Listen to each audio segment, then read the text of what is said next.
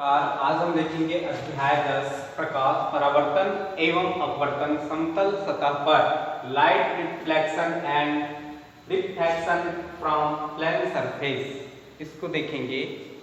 तो पिछली कक्षा में आपने पढ़ा है या अध्ययन किए होंगे या जानते भी होंगे, सीखे हैं कि प्रकाश सरल रेखा में गमन करता है। किसी प्रकाश स्रोत से दर्पण व काले कागज की सहायता से प्रकाश किरण प्राप्त की थी, है ना। इस प्रकाश किरण से आपने कई प्रयोग भी करके देखे होंगे या समझे होंगे। आपने देखा था कि जब कोई वस्तु प्रकाश के मार्ग में रुकावट पैदा करती है तो उस वस्तु की छाया उत्पन्न होती है। ठीक, छाया इस बात पर निर्भर करता है कि वस्तु प्रकाश के कितनी अपारदर्शक है। पूर्णतः पारदर्शक वस्तु की छाया नहीं बनती, परंतु वास्तविक में अधिकांश वस्तुएं पूर्णतः पारदर्शक अथवा अपारदर्शक नहीं होती। वस्तु अपने ऊपर पड़ने वाली प्रकाश की कुछ मात्रा को परावर्तित करती है, कुछ मात्रा को अपवर्तित करती है और कुछ मात्रा को अवशोषित करती है। ठीक, जो प्रकाश है हमेशा सरल रेखीय पथ पर गमन करता है। ठीक है, यही कारण है कि हमें दूसरे कमरे में रखी वस्तु दिखाई नहीं देती। यदि हम दूसरे कमरे में वस्तु है, दूसरे कमरे में है, वहाँ दीवार है, तो हम दूसरे कमरे की वस्तु देख नहीं पाते। हम इस अध्याय में समतल सतह पर प्रकाश के परावर्तन एवं अपवर्तन की घटना का अध्ययन करना है हमको। तो प्रकाश किरण को एक सरल रेखा में प्रदर्शित करते हुए छाया व प्रकाश का जो परावर्तन या अपवर्तन द्वारा बनने वाले प्रतिबिंब के बारे में भी अध्ययन करना है। हम सीखेंगे कि रेखा गणित का उपयोग कर हम कई उपयोगी सूत्र बना सकते हैं और उनसे प्रतिबिंब का स्थान, प्रकृति, आकृति का सटीक अनुमान लगा सकते हैं। परंतु उससे पहले हम एक छाया का अवलोकन भी कर सकते हैं। आप अपने खुद देख सकते हैं। आप एक मोमबत्ती जलाइए और मोमबत्ती के पास कि अपना पेंसिल ही रख दीजिए और उसके बाद किसी पर्दे पर या दीवार ही है उस पर उस पेंसिल का एक मान लो आप मोमबत्ती लगाए हैं, तो यहाँ पर मान लो स्केल ही रख दीजिए और ये मोमबत्ती है। यहाँ पर आप अपना एक पेंसिल रख दीजिए और ये आप पर्दे पर देखेंगे या दीवार या किसी स्थान पर इसका जो छाया बन रहा है उसका आप अवलोकन कर सकते हैं। ठीक, यहाँ पर एक साधारण प्रयोग है, आपको इसी ग्रीन बोर्ड पर दिखाया जा रहा है।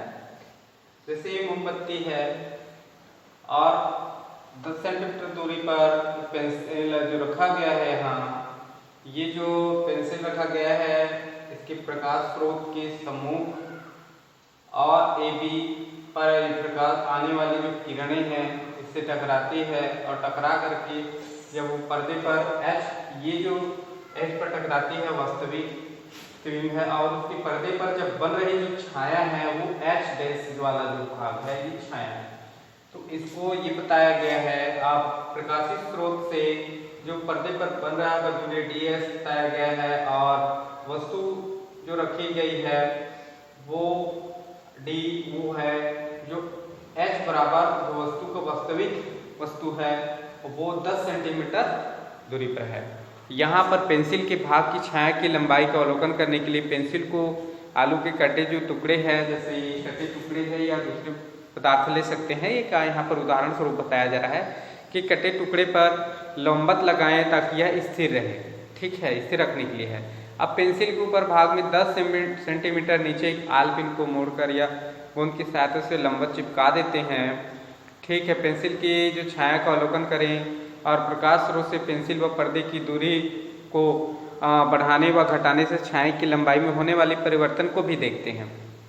तो यदि स्रोत से पेंसिल की दूरी घटा दी जाए अर्थात पेंसिल पर पर्दे की दूरी बढ़ा दी जाए और पर्दे को स्थिर रखा जाए तो छाया का आकार बढ़ जाता है।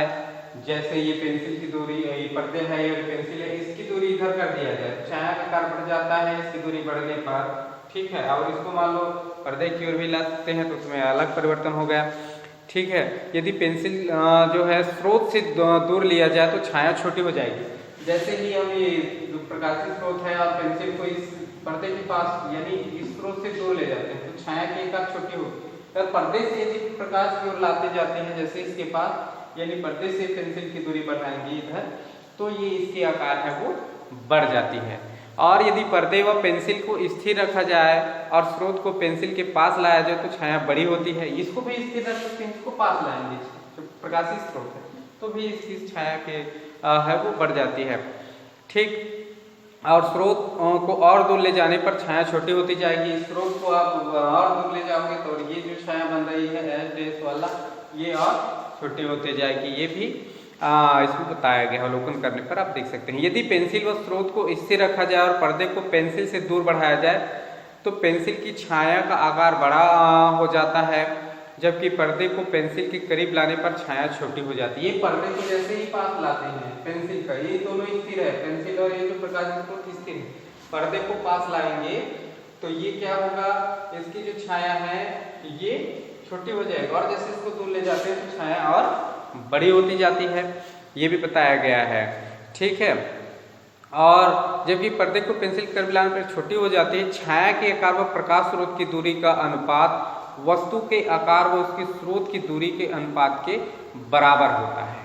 ठीक, यहाँ पर ये देखिए, ये समझिए कि छाया के आकार का प्रकाश स्रोत की दूरी का अनुपात जो है वस्तु के आकार व उसके स्रोत से दूरी के अनुपात के बराबर होता है। अर्थात वस्तु की लंबाई बटे वस्तु व प्रकाश के स्रोत की दूरी बराबर छाया की लंबाई बटे छाया व प्रकाश स्रोत की दूरी।